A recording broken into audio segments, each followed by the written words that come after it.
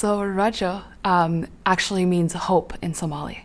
And so my hope is that we're instilling hope within our communities, and the project takes into consideration the trauma and the violence that a lot of generations have seen in the Somali community.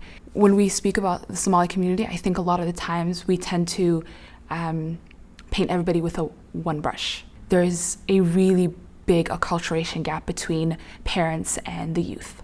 And I think it goes to show that when families are displaced and they're going through a resettlement process, they often are going through their separate struggles, right?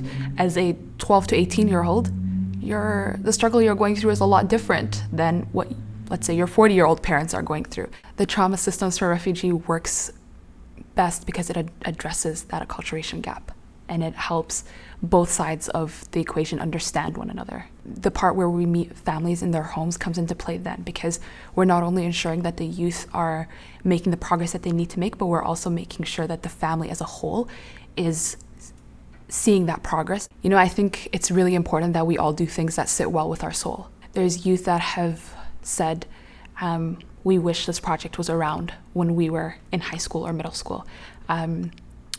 There's youth that have mentioned that the RAJO Project is a safe space for them to come and talk about the things that they otherwise would have kept to themselves. There's girls and boys who have found a loving and caring community within themselves, and a place where they can go and say, I feel heard and I feel seen, and I also feel empowered here.